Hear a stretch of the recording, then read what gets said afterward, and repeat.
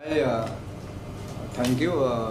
मैं उमान सिंह। आजकल आप लोग ज़्यादा ही कुछ देख रहे होंगे सोशल मीडिया और सब जगह बहुत चीज़ें चल रही हैं, तो चलिए अच्छा है। कहीं ना कहीं कभी कभी दूसरों के गलत कामों की वजह से आदमी सामने वाला फेमस होता है, तो उनमें से मैं हूँ।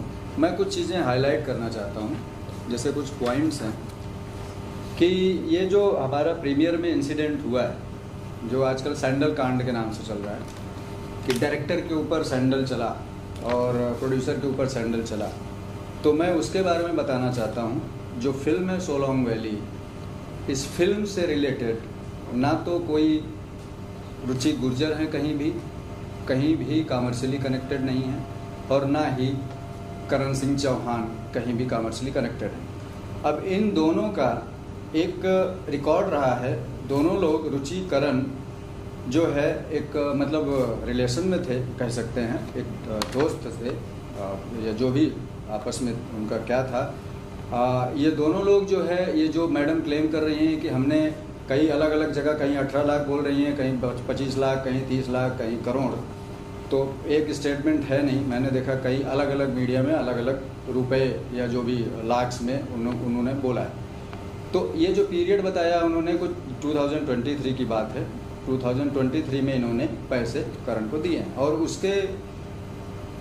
उसी पीरियड के टाइम ये और करण दोनों लोग जो है एक साथ थे, यहीं पे मुंबई में साथ में रहते भी थे, ऐसा मुझे पता चला है। और साथ में foreign trip Almaty and all घूमने भी गए थे, और बाकायदा वहाँ पे स्वीट रूम्स में रुके थे, और इनके वीज़ा यानी सारी जो भी कॉस्ट या खर्चे लिए थे वो करण ने उठाए थे। हालांकि ये इनका इंटरनल मैटर है, ये मैं नहीं बोलना चाहता हूँ, लेकिन मुझे बोलना इसलिए पड़ रहा है कि ये कहीं ना कहीं इस चीज़ को बहुत क्लियरली दिखाता है कि ये दोनों लोग इंटरनली कनेक्टेड हैं, और एक साथ में रिलेशन में होने के साथ साथ जो भी इनका कॉमर्शियली लेन देन था, इनका दोनों का था, ना कि किसी और का था। तो वो इंटरनली दोनों लोग का था। इस फिल्म से ना इस प्रोडक्शन हाउस से कोई भी इसका लेन देन है। कोई भी फिल्म बनती है तो प्रोड्यूसर्स के थ्रू बनती है, ना कि किसी भी उसके मतलब जो भी चाहे क्लोजली सपोर्टर्स बोल लो या किसी के थ्रू या उनके इन्वेस्टमेंट के थ्रू। तो पहला पॉइंट होता है कॉमर्शियली ट्रांजैक्शन।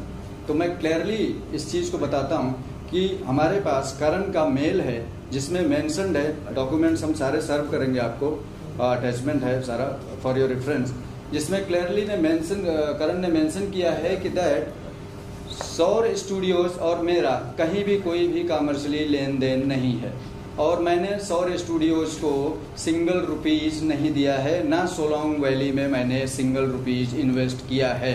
इसका राइटिंग में मेल पे हमारे पास है, और करण ने स्वयं साइन करके एक एनओसी भी दिया है जिसमें उन्होंने ये चीज़ मेंशन की है कि मेरा इस फिल्म पे कोई क्लेम नहीं है और मेरा कुछ लेना देना नहीं है। तो ये बहुत ही दोनों पॉइंट्स क्लियरली शो करते हैं कि रुचि गुर्जर और करण का इंटरनल मैटर है, उनका जो ट्रांजैक्शन या जो भी रहा होगा इन दोनों लोग का था, आपस के रिलेशन का था। या एग्जैक्टली यस। एंड अब मैं आता हूँ थोड़ा पास्ट में। इन 2023 करण मेरे ऑफिस में एक बार रुचि को लेकर के आए थे, जब ये दोनों लोग साथ में थे, रहते थे साथ में, तो उस वक्त इंट्रोड्यूस कराया था as a she is my girlfriend. अब उसके बाद फिर जो है मैडम को मैं कभी मिला नहीं हूँ, कभी उसके बाद कोई बात नहीं हुई है। एक दिन मुझे कॉल आता है कि करण ने मेरे से पैसे लिए हैं, और मान भाई आप जो है प्लीज़ करण को अपने साथ मत रखो। तो मैंने बोला कि आप ऐसे मुझे किसी से रिलेशन रखना है या नहीं रखना है मत बोलिए, देखिए ये आप लोगों का पर्सनल रिलेशन है, आप उसको कैरी फॉरवर्ड करिए। तो फिर बोलती हैं इसका अंजाम आपको बहुत भुगतना पड़ेगा। तो मैं बोला ये तो आप मुझे धमकी दे रहे हो, आप मुझे बताओगे कि मुझे इंडिया में किससे बात करना है किससे नहीं करना है, कोई किसी को ऐसा किस तरीके से डायरेक्ट नहीं कर सकता है। तो उसके बाद फिर हमारी कोई बात नहीं हुई, कुछ नहीं हुआ। कुछ दिन बाद खबरें आई कि दोनों लोग फिर से पैचअप करके बाहर विदेश यात्रा पर भी गए, सारी चीज़ें हुई। अब ऑल ऑफ सडन जब हम लोग फिल्म रिलीज प्लान किए, हमारी फिल्म जो है रिलीज 25 जुलाई के लिए प्लान हो गई, हम लोग जो है प्रमोशनल टूर पे थे। So that time we got a notice, जिसमें और हम मुझे तो नोटिस मिला ही, प्रोड्यूसर्स को नोटिस मिला ही, साथ में एक्टर्स को भी, और उसके साथ जो भी क्रिएटिव हायर क्रिएटिव्स जो बोलते हैं HODs थे, उनको भी नोटिस सर्व हुआ। तो उनको और सबको नोटिस में क्या दिया जाता है कि ये फिल्म की स्टे रिलीज को रोका जाए, ऐसा कोर्ट में डाला गया। अब कोर्ट में हियरिंग हुई, कोर्ट ने हियरिंग सुना और कोर्ट ने ऑर्डर पास किया जिसमें स्टे ऑर्डर जो पिटीशन में था उसको रिफ्यूज किया, कहीं ना कहीं स्टे ऑर्डर नहीं मिला और कोर्ट ने हमको डायरेक्ट किया कि go as per your schedule, producers can release film as per their schedule. तो हमने फिल्म को रिलीज अपने शेड्यूल के अकॉर्डिंगली किया और 25 तारीख को हम प्रीमियर भी अपने शेड्यूल के अकॉर्डिंग ही रखे थे, लेकिन वहाँ पर हमारा 9 बजे का प्रीमियर था और हमारे सारे गेस्ट आ चुके थे, जो फिल्म फेटर्निटी के हमारे एक्टर्स सारे जो OTT से या जो भी सारे लोग जो बोलते नहीं कॉमर्शियली जो भी लोग कनेक्टेड थे, जैसे भी कनेक्टेड थे, सब लोग आ गए थे हमारे गेस्ट। लेकिन एट अ टाइम ये मैडम जो कि इनवाइट ही नहीं है और इन जो करण है वो भी इनवाइट ही नहीं है, दोनों लोग उस मतलब हमारे इवेंट का कोई हिस्सा नहीं है, लेकिन ये मैडम कम से कम 20 से 25 लोगों को लेकर, गुंडों को लेकर के वहाँ पे घुसती हैं और अपने तरीके से लॉ को तोड़ते हुए कंडेम्प्ट ऑफ कोर्ट बनता है ये कि कोर्ट ने हमको इंस्ट्रक्ट किया था कि आप फिल्म को रिलीज करो और हम अपने शेड्यूल के अकॉर्डिंग एज पर जो भी लॉ हमारा बोलता है उसके अकॉर्डिंग हम रिलीज कर रहे थे और सारे इवेंट को ऑर्गेनाइज किए थे। ये आती हैं वहाँ पे अजीब सा माहौल और गालियां देना स्टार्ट कर देती हैं सारे ऑर्गेनाइजर्स को, सारे कैमराज जो मीडिया पर्सन थे, आप लोगों को भी पता है क्या क्या वहाँ पे बैनर्स फाड़े गए, तोड़े गए। और एक इस तरीके से अगर ये कोई और करेगा इन इंडिया कि आप कहीं भी आपके घर में अगर 25 लोगों को लेकर कोई घुस जाए तो क्या इलीगल है या लीगल बोला जाएगा? ये अगर कहीं भी कोई आपको लीगल डिस्प्यूट है तो लीगली उसका सोल्यूशन होता है। आप किसी के यहाँ आ करके इलीगल तरीके से तोड़ फोड़ करते हो और सैंडल चलाते हैं मैडम, सैंडल फेंक, अगर मैं झुका नहीं होता तो सैंडल मेरे फेस पे लग सकती थी, इंजरी हो सकती थी ये। और उसके बाद पानी फेंका गया बॉटल से, ये ह्यूमिलिएट किया गया, कहीं ना कहीं मेरी छवि को खराब करने की कोशिश की गई। और ये सीधा सीधा एक क्रिमिनल माइंडेड लोग ही कर सकते हैं, नॉर्मल इंसान नहीं कर सकता ये चीज़। तो मेरी फिल्म की लॉस हुई है और मेरा कहीं ना कहीं छवि खराब करने की कोशिश की गई है मीडिया पब्लिकली, और ये सारी सोची समझी प्लानिंग है सिर्फ और सिर्फ चीप पब्लिसिटी के लिए, नथिंग एल्स, सिर्फ चीप पब्लिसिटी के लिए। और ब्लैकमेलिंग जो एक मैंने बताया जैसे पहले भी कॉल आया था, सिर्फ और सिर्फ blackmailing blackmailing blackmailing, nothing else. And we will take this into legally और हम मानहानि का, डेफेमेशन का केस भी फाइल करेंगे इन फ्यूचर। बाकी हमारी लीगल टीम बताएंगे जी। Thank you. कुछ पूछना है? कुछ बता रहे हम बात करते हैं तो करण से हम थोड़ा जानना चाहिए, आप करण से कैसे एसोसिएटेड थे और उन्होंने आपसे ये मेल क्यों, आपको मेल क्यों किए? हमारा इसका कुछ तो होगा, कुछ मैं आता हूँ। करण मुझे मिले थे मतलब इन 2021 के अराउंड 22 की बात है। सो दैट टाइम फिर काफ़ी चीज़ें होती हैं कि मुझे एक ऑफ़र दिए कि मैं एक शो प्रोड्यूस, बिकॉज करण जो है TV शोज़ प्रोड्यूस करता है, तो मुझे ऑफ़र दिया। तो हमारी एक होते नहीं कि बातचीत हुई, तो मैं इंटरेस्टेड नहीं था TV शोज़ वगैरह में, क्योंकि मैं फिल्मों में हूँ। तो फिर हमारा बात रहा, एक जो बोलते हैं एक हेलो हाय शुरुआत से ही बना रहा। तो उस बीच में क्या हुआ, मुझे जब हम लोग ये फिल्म शूट प्लान कर रहे थे तो ये फिल्म मनाली में पूरी शूट हुई है। तो करण का वहाँ पे थोड़ा सा जो बोलते नहीं लोकल सपोर्ट है काफ़ी कुछ, तो उन्होंने मुझे बोला कि मैं वहाँ पे ऑर्गेनाइज कर सकता हूँ लाइन प्रोडक्शन में, जो भी आपको हेल्प चाहिए मैन पावर वाइज मैं कर सकता हूँ। तो मैं बोला ये हमारे लिए हेल्पफुल होगा प्लीज़। तो उस तरीके से इस फिल्म में वो जुड़े थे। बाकी कोई कॉमर्शियली या कोई भी कनेक्शन, मैं सिंगल रुपये चैलेंज करता हूँ, 1 रुपये कोई बता दे सौर स्टूडियो के अकाउंट में या सोलोंग वैली के मेकिंग में डाला हो, अगर प्रूफ दे देगा तो I will accept all claim. Single rupees, मैं 1 रुपये का चैलेंज करता हूँ, चाहे वो ये रुचि मैडम हो या करण को भी मैं चैलेंज करता हूँ, वो भी शो करे।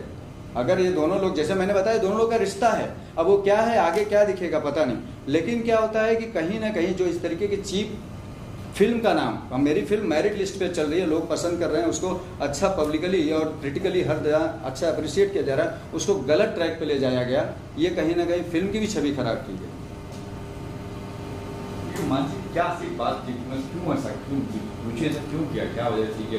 30 लाख रिकॉर्ड है, 30 लाख सर, कहीं 30 लाख बोला जा रहा है, कहीं 25 बोला जा रहा है, कहीं कुछ। हालांकि जो करण की जो बात हुई थी और इन्होंने जो किया है 7 लाख रुपए कुछ इन्होंने, करण ने मेल डाला था, वो कॉपी मेरे पास आई है कहीं से, इन्होंने कोर्ट में जो डाला था उसमें है कि सोनी टीवी के शो के लिए आई वांट 7 लाख फंडिंग।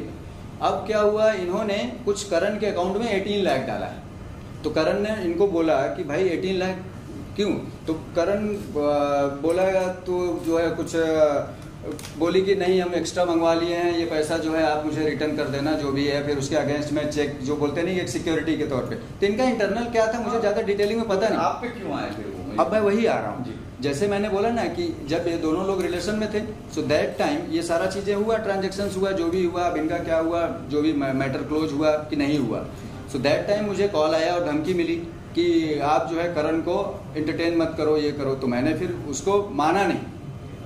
तो क्या होता है कि मेरा ये होता है अधिकार, मैं उसको किस आपसे रिलेशन रखूं या ना रखूं, कोई मुझे बताएगा तो मैं रखूंगा क्या? बिल्कुल ऐसा हो सकता है। कोई भी इन इंडिया अगर कोई अपना पर्सनल चीजें या जो भी होता है बात कर रहा है किसी से, तो किसी के एडवाइजरी पे नहीं कर सकता ना, वो उसकी स्वायत्ता होती है, वो अपने तरीके से जिंदगी जी सकता है, तो मुझे कैसे कोई बोल सकता है? तो मैंने अपोज किया इस बात को, उसी का खामियाजा है, मुझे टारगेट किया जा रहा है। आज भी मैं आपको बताता हूँ, after the incident 25th this attack sandals and all whatever happened, now she is targeting with the exhibitor. Cinemas में फोन करके धमकी दी जा रही है, जयपुर में बोल करके इवेंट ऑर्गेनाइजर्स को धमकी दी जा रही है कि ऐसे चीजें हटाओ, वहां से सब हटाओ, सोलोंग वैली वहां दिखना नहीं चाहिए। ये क्या हो रहा है सर? क्या कोई ऐसे इस तरीके से दादागिरी करेगा? किसी भी इवेंट में घुस जाएगा, किसी प्रीमियर में घुस जाएगा, किसी सिनेमा मालिक को तोड़फोड़ कर देने का धमकी देगा? सर कैसे रह सकते हैं हम लोग? वो तो ये भी कहती है एफआईआर किसके नाम पे है सर? करण के नाम पे। 138 फाइल किसके नाम पे है? करण के नाम पे। मैं फिर से बोल रहा हूं यही चीज कि आप करण या आपका जो भी रिलेशन है, आप दोनों लोग लड़ो, लीगली लड़ो या व्हाटएवर लड़ो, जो भी लड़ना है, लेकिन आप किसी थर्ड पार्टी को जब कोई कनेक्शन नहीं है तो कैसे टारगेट कर रहे हो? इसका मतलब कहीं ना कहीं चीप पब्लिसिटी ही है ना ये। आपने करण से कोई बात नहीं हुई कि भाई जैसे आपसे उन्होंने कहा था मेरी गर्लफ्रेंड है, जी जी जी, हाँ हाँ, डेफिनेटली आप करण को कॉल करके भाई आपकी गर्लफ्रेंड है, ये बात हुई ना sir? Very next day yes yes yes, very next day मैं करण को बोला कि व्हाट इज दिस, हाँ ये क्या है? तो करण ने बोला अरे भाई कुछ नहीं, सॉरी, जो भी हुआ हमारा इंटरनल था। तो मैं बोला देखो अगर इस तरीके का तुम्हारा कोई भी चीज है तो प्लीज जो है यहाँ मत आना, मेरे ऑफिस में मत आना। After few days I come to know दोनों लोग फॉरेन में घूम रहे हैं हाथ में हाथ डाल के। तो ऐसी चीजों को मैं कैसे सीरियस मान लूं? नहीं, जिस दिन झगड़ा हुआ उस दिन भी आप करण को फोन कर सकते कि भाई रुचि यहाँ पे आई है। यहाँ की बात कर रहे हो? हाँ, 25 तारीख की बात। 25 मैं बता रहा हूँ। Yes yes yes yes sir, yes sir, yes sir. Phone भी किया मैंने और मैंने बोला भी, और मैं इमीडिएट बोला कि तुम्हारा जो मैटर है ये बहुत गलत हुआ है, क्योंकि ये कहीं ना कहीं फिल्म और फिल्म से जुड़े हुए लोगों के साथ हुआ है। Go to the police station, मैं तुरंत बोला। और ओशिवरा पुलिस स्टेशन में करण के अगेंस्ट जो भी मैटर क्या जो भी उन्होंने डाला था वो फाइल हुआ था, वहां पे करण को मैं इमीडिएट बोला जा करके करो। लेकिन ये जो हुआ है ये मेरे ऊपर अटैक हुआ है, कहीं ना कहीं ये फिल्म के ऊपर अटैक हुआ है जो कि इन्वॉल्वमेंट नहीं है। तो ही अपोलोजाइज दैट, उसने मेल डाला इमीडिएटली और ये चीज को एक्सेप्ट किया कि मेरा कोई चीज से लेना देना नहीं है। तो कहीं ना कहीं मेरा बहुत स्टैंड क्लियर है। और मैं फिर तुरंत पुलिस स्टेशन भी गया, हम बोली, क्योंकि जो भी ये चीजें हुई ये क्रिमिनल माइंडेड, क्रिमिनल थॉट के थ्रू हुई है, एक प्लानिंग के थ्रू हुई है। एंड मोस्ट इंपॉर्टेंट थिंग, अब सोचिए कि आप जो मैडम इस तरीके से क्रिमिनल माइंडेड हैं, वो मैडम का ये है अपना पासपोर्ट जिसमें नाम है उषा कुमारी, और ये है आधार कार्ड जिसमें नाम है रुचि गुज्जर। तो इस तरीके का डॉक्यूमेंट फॉर्जरी बोला जाएगा कि नहीं बोला जाएगा? आप मुझे बताइए। इनकी आइडेंटिटी क्लियर नहीं है तो मैं कैसे इनका मतलब एलिगेशंस कैसे मान लूं? एलिगेशंस जिसमें मतलब दो इंडियन डॉक्यूमेंट्स हैं, वैलिड डॉक्यूमेंट्स हैं, दोनों बहुत ही वैलिड हैं, दोनों कहीं ना कहीं आईडी में माने जाते हैं, बराबर ऑफिशियल डॉक्यूमेंट्स हैं, दोनों में अलग अलग नाम है। एक में उषा कुमारी है ये, और एक में जो है रुचि गुज्जर है। सर मतलब विदेशों में बात करें इसमें जेल हो जाती है अगर कोई भी फ्रॉड होता है किसी भी डॉक्यूमेंट्स को लेकर जी, तो यहाँ पर क्या प्रावधान है इसके लिए जो है वो बड़ा मैटर है। देखो सर कैसा होता है कि आप आज लोग 4 पासपोर्ट रखें और 4 आधार रखें, ये फर्जीवाड़ा करें, ये तो वही जवाब देंगे।